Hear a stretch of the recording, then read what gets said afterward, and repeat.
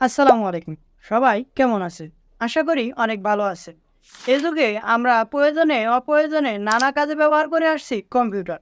কিন্তু বেশিরভাগ মানুষেরই অজানা যে ঠিক কবে থেকে কম্পিউটার আমাদেরকে এভাবে সাহায্য করে আসছে। কবে থেকেই বা ব্যবহার করা হয় এই কম্পিউটার? মানুষের দৈনন্দিন জীবনকে এত সহজ করে তোলার জন্য কে বা কোথায় উদ্ভাবন করে এই কম্পিউটারে? জানি না। ওকে, সবকিছু জানিয়ে দিব আজকের এই ভিডিওতে। তো চলুন শুরু করি।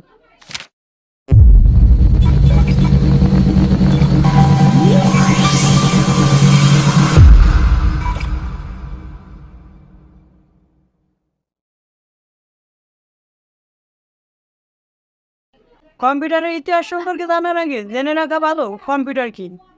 উইকিপিডিয়ার মতে কম্পিউটার শব্দটি গ্রিক শব্দ কম্পিউট থেকে নেয়া, যার অর্থ হিসাব বা গণনা করা। আর কম্পিউটার অর্থ গণনাকারী যন্ত্র। এক্ষেত্রে বলা যায় যে যন্ত্রই দ্বারা নির্ভুলভাবে হিসাব বা গণনা করা যায় তাকে আমরা কম্পিউটার বলতে পারি। মজার ব্যাপার হচ্ছে যে সময় হিসাব নিকাশের জন্য কোনো যন্ত্রপাতি ছিল না তখন মানুষজন ম্যানুয়ালি হিসাব নিকাশের কাজ করত। আর যারা এই কাজে নিয়োজিত ছিল তাদেরকেই বলা হতো কম্পিউটার। তাই এক্ষেত্রে বলা যায় যে দুনিয়ার সর্বপ্রথম কম্পিউটার হচ্ছে মানুষ। এখন থেকে ৫,৫০০ বছর আগে অ্যাবাকাসের আবির্ভাব হয় চীনে। এই যন্ত্রটি সাধারণত কাঠ বা ধাতব ফ্রেমের ভিতর তারের মধ্যে পুঁতি লাগানো থাকতো এবং হাত দিয়ে টেনে টেনে গণনা করা হতো, এবং এটিতে খুব সহজে যোগ এবং বিয়োগ করা যেত। এটিকে আমরা বিশ্বের সর্বপ্রথম কম্পিউটার যন্ত্র হিসেবে বিবেচনা করতে পারি। জাপানিরাও এ সময় ঠিক এরকম একটি যন্ত্র ব্যবহার করত, যার নাম তারা দিয়েছিল সারোবান। তবে এই যন্ত্র দুটিকে কে আবিষ্কার করে তার সঠিক তথ্য পাওয়া যায়নি। এরপর ১৬১৭ সালে জন নেপিয়ার নামের একজন বিজ্ঞানী নেপিয়ার্স বোর্ড নামে একটি কম্পিউটার আবিষ্কার করে। এই যন্ত্রটিতে দুই দিকে ৯টি করে সংখ্যা থাকত এবং এটিতে খুব সহজে যোগ এবং বিয়োগের পাশাপাশি গুণ এবং ভাগও করা যেত।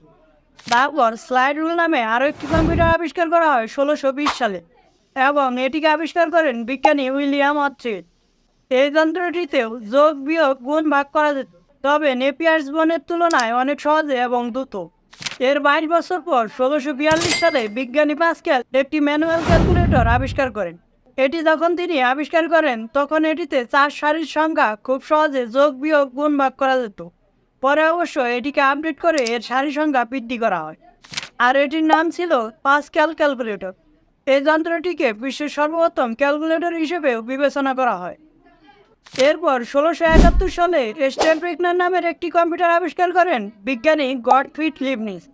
এটি ছিল বিশ্বের সর্বপ্রথম মেকানিক্যাল ক্যালকুলেটর। তারপর ১৮০৪ সালে জোসেফ জ্যাকোয়ার্ড নামের একজন বিজ্ঞানী জ্যাকোয়ার্ড লুম নামের একটি তারযন্ত্র আবিষ্কার করেন। তারযন্ত্রের সাথে কম্পিউটারের সম্পর্ক কি? সম্পর্ক আছে। এই তারযন্ত্রটি স্বাভাবিক কোনো তারযন্ত্রের মতো ছিল না। এই তারযন্ত্রটি পাঁচ কাঠ ব্যবহার করে হিসাব রক্ষণাবেক্ষণ করে চলতো, তাই এটিকেও কম্পিউটার হিসেবেই বিবেচনা করা হয়। মানুষজন এখনও এই তারযন্ত্রের ব্যবহার করে থাকে, তবে এখনকার যন্ত্রগুলো জ্যাকোয়ার্ড লুমের তুলনায় বেশ খানিকটা উন্নত। তারপর ১৮২২ সালে চার্লস বেবেজ আমরা এখনকার যুগে কম্পিউটার বলতে যা দেখি বা বুঝি তার পূর্বপুরুষ মানে ডিফারেন্স ইঞ্জিনকে আবিষ্কার করেন। এটিতে যোগ বিয়োগ গুণ ভাগ এবং বর্গমূল খুব সহজে এবং দ্রুত করা যেত। সেই সাথে এটি মাল্টিটাস্ক মানে অনেকগুলো কাজ একসাথে করতে পারত। ১৮৩৩ সালে চার্লস বেবেজ এটিকে আপডেট করে এর নাম দেয় অ্যানালিটিক্যাল ইঞ্জিন। এটিতে পাঁচ কার্ড ব্যবহার করে তথ্য সংরক্ষণ করা যেত, এবং সেই সাথে এটিতেই সর্বপ্রথম বাইনারি সংখ্যার প্রয়োগ করে ইনপুট এবং আউটপুটের ধারণা দেওয়া হয়। তবে এর কিছু অংশের কাজ অসম্পূর্ণ থেকে যায়। তারপর ১৮৯০ সালে হলেরির টেবুলেটর সেন্সাস ডিভাইস নামে আরও একটি কম্পিউটার আবিষ্কার করেন বিজ্ঞানী হারমান হ্যালোরি। এটিকে ব্যবহার করে তখন আমেরিকার আদমশুমারি করা হয়। সেই সাথে এই কম্পিউটারটি নিজে থেকে হিসাব রক্ষণাবেক্ষণ করতে পারত।